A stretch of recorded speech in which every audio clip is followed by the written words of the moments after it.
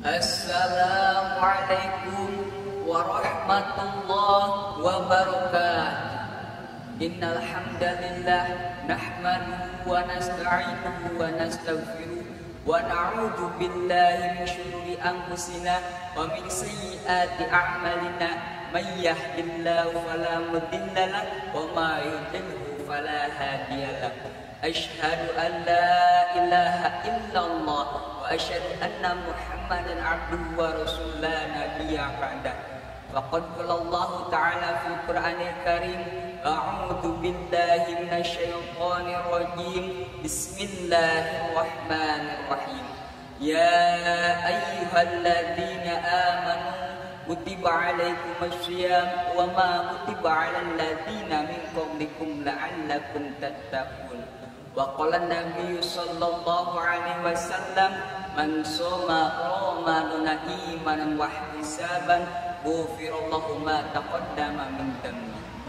Pertama-tama dan yang paling utama, marilah kita panjatkan puji bertasbih kita kepada Allah Subhanahu wa taala, yang mana berkat kudrat dan kirahnya lah kita semua dapat berkumpul dalam acara yang berbahagia ini.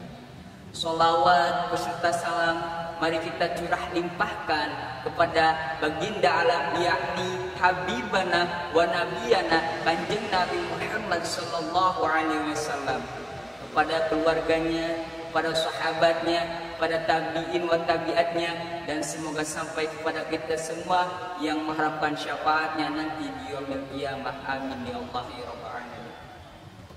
Dewan juri yang saya hormati, teman-teman yang saya cintai, dalam kesempatan kali ini insyaallah akan saya sampaikan ceramah yang bertema berkat Ramadan dalam mencari maghfirah Allah Subhanahu wa taala.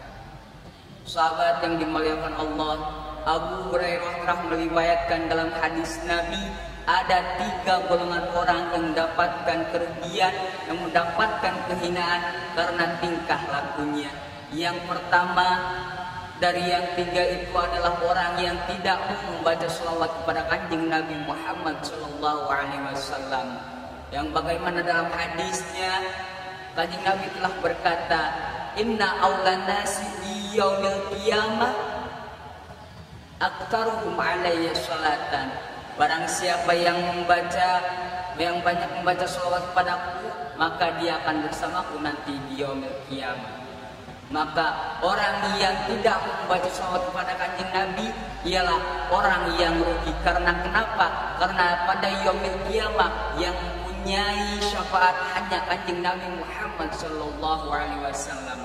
Dengan sholawat juga kita bisa dihapus dosanya, bagaimana hadis Nabi, sholatakum alayya muhaqqatun.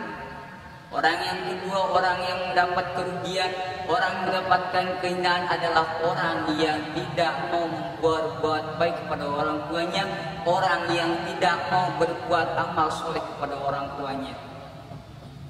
Oleh karena itu, marilah kita hormati kedua orang tua kita, sayangi kedua orang tua kita, bagaimana firman Allah Subhanahu wa taala telah menjanjikan pada kitab Al-Qur'annya, ridallahi fi ridha walidain. Ridhonya Allah terletak pada ridhonya kedua orang tua.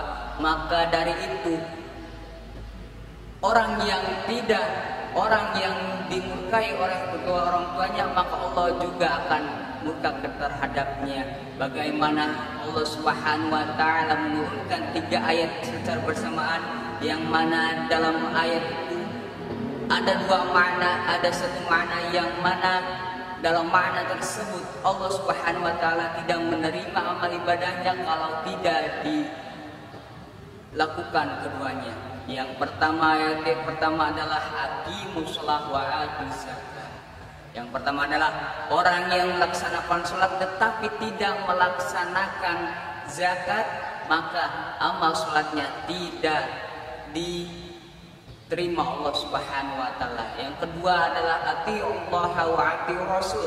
Orang yang taat kepada Allah tetapi tidak taat kepada Rasulnya, maka Allah tidak menerima taatnya. Karena kenapa? Karena dia tidak taat kepada Rasulullah SAW.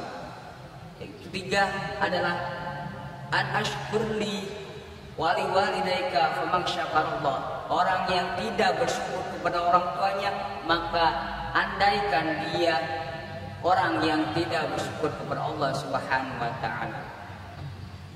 Hadirin yang saya hormati, sahabat yang saya muliakan, semoga Allah muliakan. Orang yang ketiga yang mendapat kerugian, orang yang mendapatkan kehinaan adalah orang yang tidak mau meminta ampun kepada Allah Subhanahu wa taala pada bulan Ramadan. Karena anna Ramadan syahrul rahmatin wa maghfiratin min Allah. Karena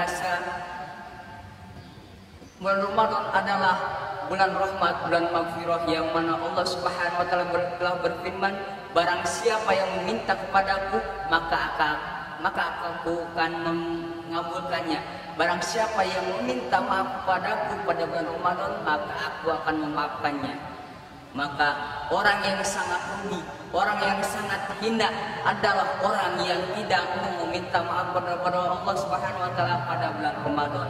Karena pada bulan Ramadan, kalau kita melaksanakan amal ibadah, kalau kita melaksanakan perbuatan baik, maka Allah Subhanahu wa taala sudah menyiapkan 70 bidadari dan berbagai hidangan untuk dia yang melaksanakan amal soleh, amal perbuatan baik pada bulan Ramadan. Maka daripada itu, dalam bulan puasa ini marilah kita berbanyak istighfar kepada Allah, berbanyak tasbih kepada Allah. Semoga amal ibadah kita pada puasa kali ini diterima oleh Allah Subhanahu wa taala. Bitaufiq wal hidayah.